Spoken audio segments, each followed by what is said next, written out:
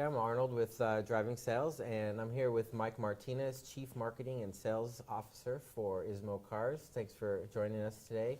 Absolutely. Thank you for inviting me, Andrew. This is very exciting. And can you tell me a little bit briefly about what Ismo Cars does? Sure. Ismo Cars, we're actually getting ready to celebrate our 9th anniversary in the automotive industry. We started, and still at the core of our business, is providing the industry with the very best, richest vehicle photography for digital marketing. So, and those images and those animations of vehicles are used by brand names like AOL and Auto USA and Mitsubishi and many others across the industry. And it was on top of that library of digital assets that we then started developing applications and services for dealers that now go from everything from website to digital marketing to really an area that we're very excited about and we're seeing tremendous amounts of growth is fixed operations, and particularly accessorization solutions, sales solutions for dealers. Great.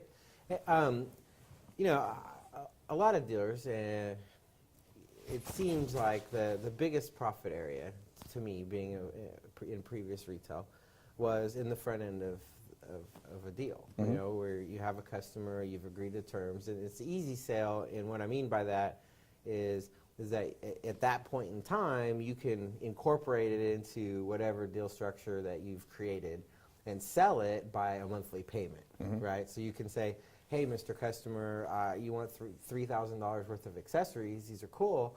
You know, you can spend the $3,000 all at once later, or I can roll that into the loan in the package that we're creating now, and it's only going to cost you $25 a month. Right. And you know, most customers, that's their objection anyways when you present accessory sales.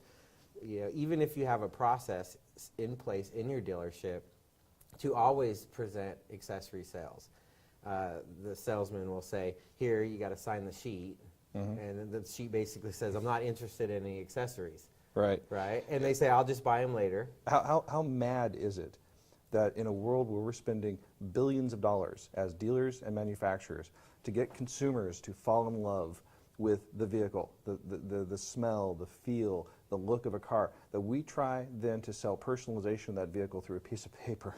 No, I absolutely agree with you. Which is why it hasn't worked, because it's tragic in our industry that 90% of consumers, according to SEMA, want to sell accessories. 75% want to buy from their dealer for the very good reasons you've given.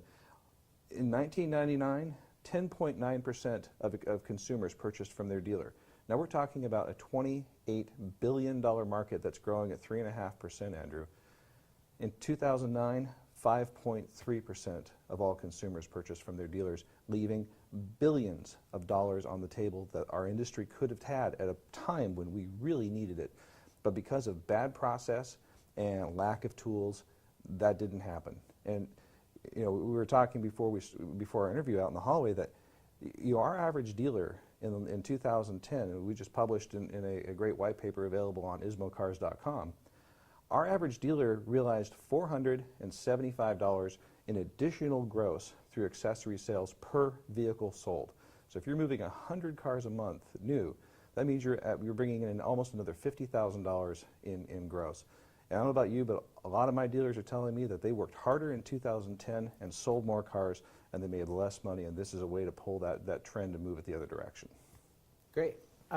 So does Ismo Cars, you know, I know that the way we used to sell accessories is you talk your service department, your service and parts director has to go to the GM or the sales manager and talk them into borrowing a new vehicle so that we can accessorize it and stick it in the showroom, because that's how we're going to increase our accessory sales. We're going to have a car in the showroom and it's going to have a bunch of accessories on it, and then your customers in the box are going to look and see, oh, hey, look, that car has chrome wheels or whatever, and they're going to ask, and that's going to transition into a sale. And I know that doesn't happen, because what most of the time that happens is that, you know, the customer's there, you've closed the deal, and you're afraid to present the accessories Yes. because maybe it was a grind to get to this payment, Right. and now your sales manager wants you to go bump them another $25 a month for some chrome wheels and running boards or whatever.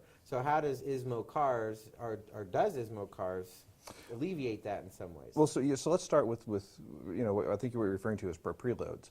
Preloaded vehicles are actually there's a good strategy to be had there. They're not going to move a lot of accessories for you, but they are going to make you look cool.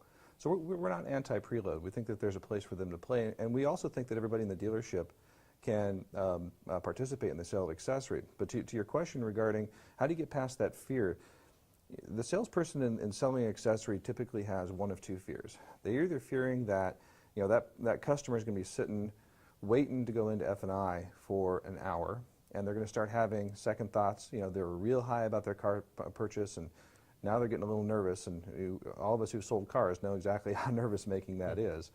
Or two, you're worried about the payment because you're coming and presenting with a piece of paper, and they're like, no, that's just more money. You haven't sold the love.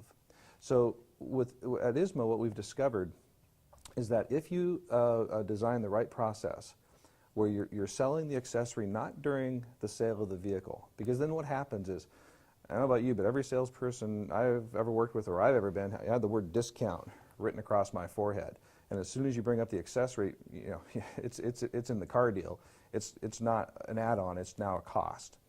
So if you present the accessory after the vehicle sale is done, but before they go into F&I, and then you do it with technology that's now available that allows the consumer to see exactly how cool this thing they just fell in love with can look when you add different wheels, or a nose guard, or side door guards, or a spoiler, or what have you, or interior accessories like a new dash kit or a Bluetooth connection. They fall in love all over again, and the payment, the payment that's presented really isn't that big a deal because they're getting excited again about the car they just purchased. They've fallen in love again, and I could fall in love again for only $25 a month.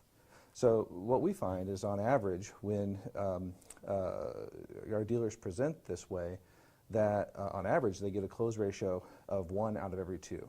Now that's up from the way it used to be, from roughly 1 out of 10 to 1 out of 2. And based on brand, for example, our Honda dealers, if you can believe it, Andrew, are getting 80 to 86% close ratios, and our Lexus dealers are almost 100, 96% close ratios.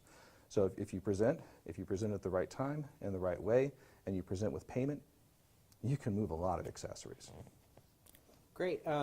One other question is, the accessories that are presented in your system, can they be customized to show the accessories that the dealership has decided that they wanted to show? And what I mean by that is, if a dealership decides that they only want to show OEM factory equipment because they want to hit dealership install objectives, and they're not worried about aftermarket products, is that possible?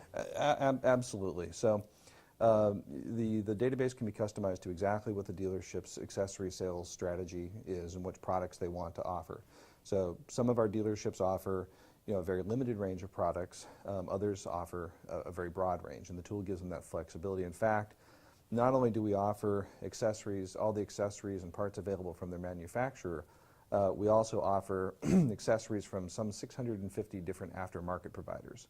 Because as a former dealer, that retailing is really about choice. So develop your strategy and then give them as broad a choice as you possibly can. And through clever use of pricing, you can drive terrific results towards the manufacturer if you want, or use aftermarket to fill in some holes. Now, most of our dealers sell mostly manufacturer parts, and there's a lot of good reasons for that, including warranty, guarantee of fit, guarantee of installation. But aftermarket also has a role to play. So, for example, if you're selling cars in Arizona, you probably want window tint. Most manufacturers don't offer window tint, so that's a $450 product that our dealers can sell that's of real high value to our customers. You ask anybody in New York right now how important a remote starter is, they'll tell you it's pretty important to warm that car up before they get into that icebound vehicle. Right, absolutely. Well, thank you for your time, and thank you for educating the driving sales audience. And I hope that everyone got some value out of this, and I appreciate Absolutely, sitting down Andrew. with me. Absolutely. We really appreciate everything Driving Sales is doing for our industry, and I'm really happy to be here. Great. Thanks a lot.